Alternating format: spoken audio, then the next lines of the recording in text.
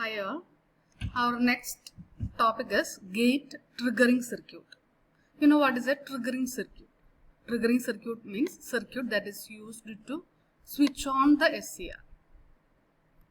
If you are using the gate signal or gate pulse to switch on the SCR, that is called gate triggering. The circuit that is used for gate triggering, that will be discussed here. First one, R triggering circuit or resistance triggering circuit. This is the simplest and most economical. And the limitation is the firing angle can be changed from 0 to 90 only. We cannot increase the value of alpha above 90. That is the main limitation of this R triggering circuit. You can see the circuit here. This is the source. Vs is equal to Vm sin omega t. In series with the source, there is a load and a thyristor. Thyristor, anode, cathode and gate are shown. You can see this is the anode of the thyristor, this is the cathode of the thyristor and this is the gate of the thyristor. Voltage across the thyristor is denoted as Vt.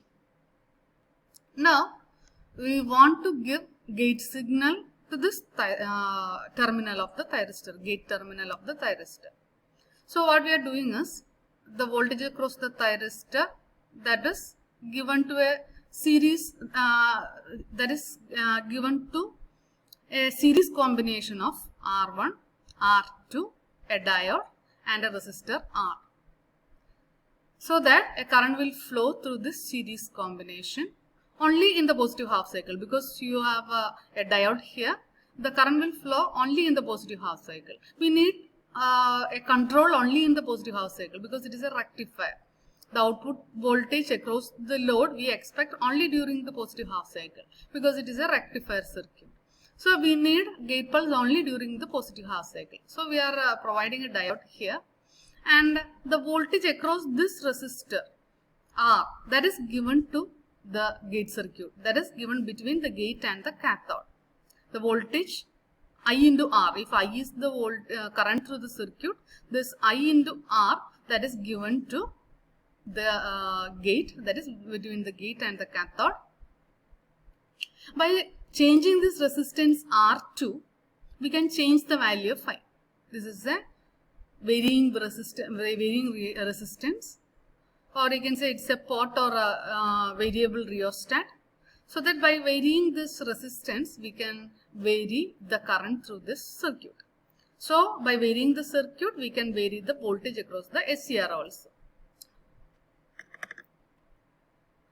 Here R2 is the variable resistance, R is the stabilizing resistance. That means voltage across R is given to the between the terminals gate and cathode. In case R2 is equal to 0, that is if the variable resistance is equal to 0, the gate current may flow from source through load R1, diode and gate to cathode. This current should not exceed the maximum possible gate current IGM. We can see it once more. The current will pass through R1. If in case R2 is equal to 0, it will flow through R1D, then through the gate cathode. If it flows like this, once it is turned on, the current will flow like this. And at that time, when this thyristor is on, the current should not exceed the maximum gate current allowed. That is what we are saying here. This current should not exceed maximum permissible gate current IGM. R1 therefore found from the relation Vm by R1. If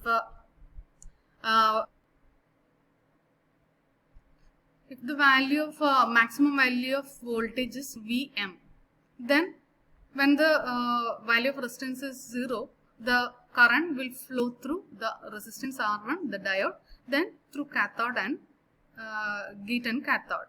So the maximum value of current will be Vm divided by R1 because R2 is equal to 0. R1, then the diode resistance and this junction resistance can be made 0, can be made equal to 0. So the current is Vm divided by R1 only.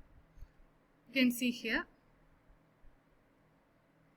Vm divided by R1. This Vm divided by R1 should be less than or equal to the maximum gate current, or R1 should be greater than or equal to Vm divided by IGM. Now coming to the voltage across the gate cathode junction, that should not exceed the maximum gate voltage VGM. For that, what we say is the function of R1 is to limit the gate current to a safe value as R2 is varied. The resistance R should have a value such that the maximum voltage drop across it does not exceed the maximum possible gate voltage VGM. This can happen only when R2 is equal to 0. Under this condition, Vm divided by R1 plus R, that is Ig, the value of Ig when it is not triggered. Vm divided by R1 plus R. When it is not triggered, R will also be there. So Vm divided by R1 plus R. That into R, that is the voltage across the gate cathode. That should be less than VGM. So R also can be designed like that. Now coming to the R triggering circuit waveforms. So coming to the waveforms, Vs, that is the voltage, source voltage, that is sinusoidal in nature. Here the gate current, the gate voltage that is the voltage across this resistor R. If this value of R is very small, so that the value of voltage does not cross the minimum value of the voltage required to trigger a SCR, that is shown by the dotted line here. If the voltage across this resistor, that is voltage across the gate cathode, is not enough to reach this minimum gate voltage, then the thyristor is not triggered, the voltage is not the output voltage is not the output current will also be not the, and all the input voltage will come across the thyristor, that is shown here. The input voltage comes across the thyristor because it is not on, always it's like a open switch. So all the voltage input that will come across the thyristor. Now coming to the case where the voltage across the gate cathode just touches the VGT. When will it just touch VGT? At an angle of 90 degree. The voltage across the resistor is such that it reaches maximum value VGT. The voltage reaches, when it reaches the maximum value, its value is equal to VGT, that is at an angle of pi by 2 it reaches VGT. At that time the thyristor triggers and you can see the conduction happens through the gate cathode junction. So there is no voltage across the resistor. That's why the gate voltage is like this. When it happens, what happened to the output voltage? Output voltage rises to the input voltage because the thyristor is on. There is no voltage across the thyristor. So you can see that the voltage across the thyristor is equal to 0. So until it is triggered, the voltage is equal to the input voltage. Once it triggered, it is equal to 0. In the negative half cycle, the thyristor is not conducting, reverse blocking mode. So it is equal to the input voltage. And in the positive half cycle also, until the gate voltage reaches the minimum voltage required for triggering, it is not triggered, the thyristor is not on, so the input voltage comes across the thyristor. Once it reaches VGT, it goes to 0 and the thyristor is on. During this time, output goes across the load. When the thyristor voltage is equal to 0, output goes across the load like this. It repeats in every half cycle. Now you can see the third case where I into R is bit more, so that the gate voltage reaches VGT. Gate to cathode voltage reaches VGT at an earlier time interval. That is before 90 degree it reaches VGT. Once it reaches VGT, it comes to 0. Why? Once it reaches VGT, the conduction goes through the gate cathode junction. There is no voltage across this resistor. Now at that time, the voltage goes across the load like this. In the negative half cycle, the thyristor is off. There is no voltage across the thyristor. In the positive half cycle, until this gate to cathode voltage reaches VGT, there is no voltage across the load because the thyristor does not conduct. The voltage comes across the thyristor. You can see the voltage across the thyristor. Until it is triggered, the input voltage comes across the thyristor. Once it is triggered, it becomes equal to 0. In the negative half cycle also, voltage comes across the thyristor because it is in the blocking state. And until the gate voltage reaches the minimum voltage required for triggering, it is off. So, input voltage comes across the thyristor.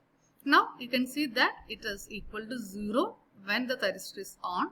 When the thyristor is off, comes across the thyristor. Input voltage comes across the thyristor like that. This repeats. Now coming to RC triggering circuit. In case of RC triggering circuit, you can see that the thyristor is connected from the load. The load is the source is here. Source voltage is equal to Vm sin omega t itself. The load is here. And it is connected through the thyristor that is connected back to the source. You can see across the thyristor there is a resistor and a capacitor. When the thyristor